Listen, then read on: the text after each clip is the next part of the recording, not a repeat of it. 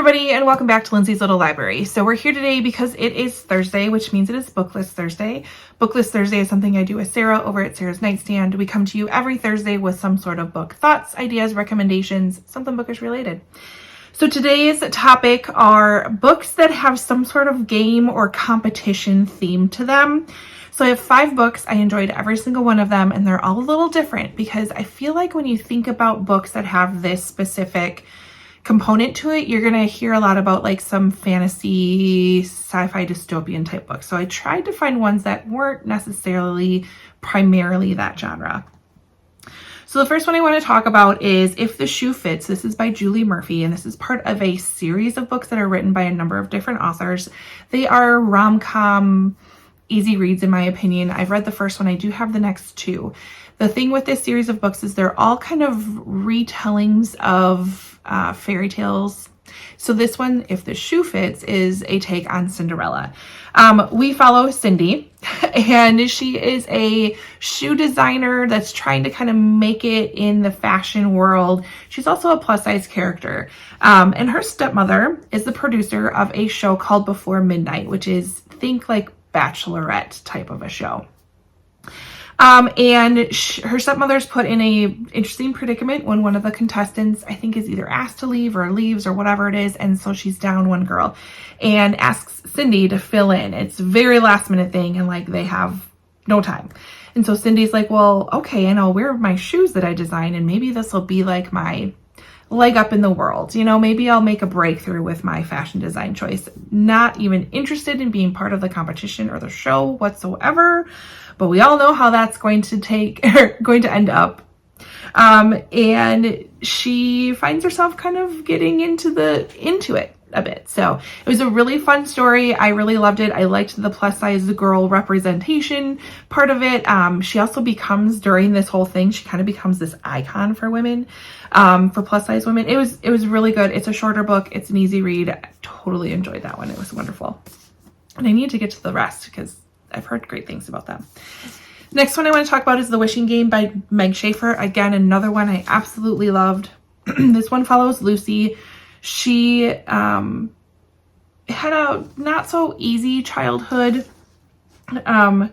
She's now a teacher's age. She's 26. She shares her love of reading with one of her orphaned students named Christopher.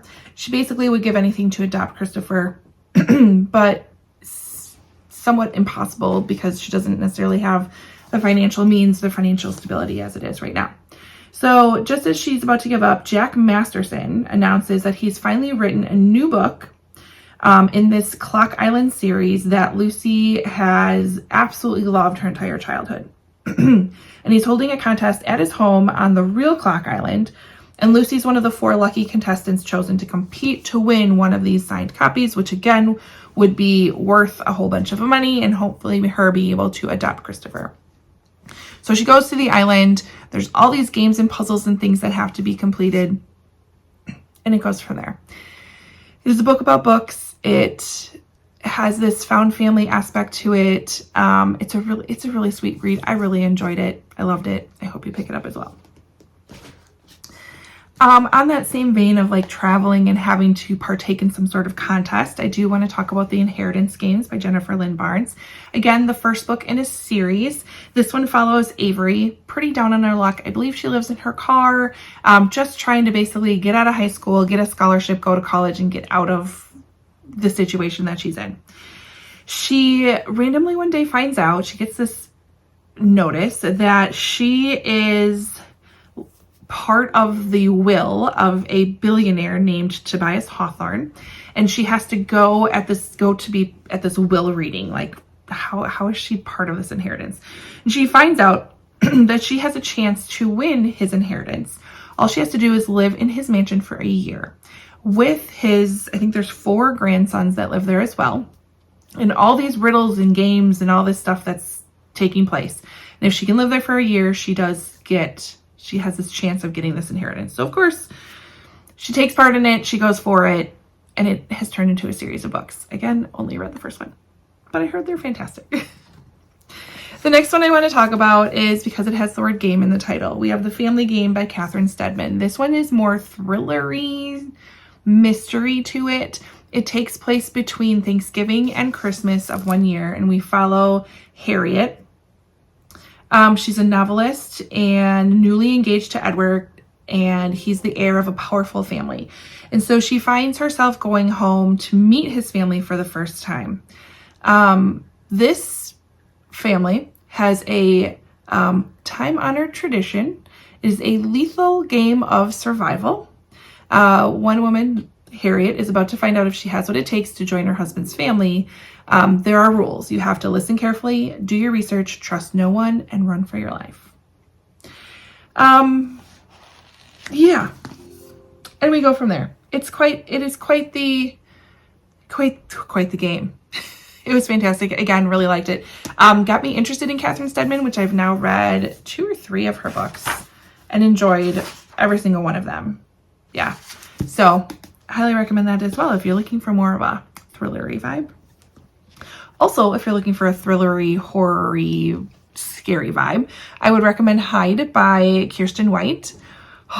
So this one takes place at an abandoned amusement park, like rusty Ferris wheel, overgrown stuff, creepy place. And 14 contestants have the chance to win a prize if they can be locked in this abandoned amusement park and play an epic game of hide and seek. If you can hide and not get found in 7 days, you win a whole bunch of money. So people are really trying to get you to not hide, and there's some interesting things afoot is what I'll leave it at. So again, another one I enjoyed, really quick read, and creepy, super creepy, but loved it all. So those are my 5 books that have some sort of game or competition aspect in it. Kind of is a major part of each of the books. If you're interested in those types of reads, I would highly recommend every single one of them. Otherwise, head over to Sarah's channel and we'll see what she has for us today, and like, comment, subscribe, and all that fun stuff. And I will see you next time.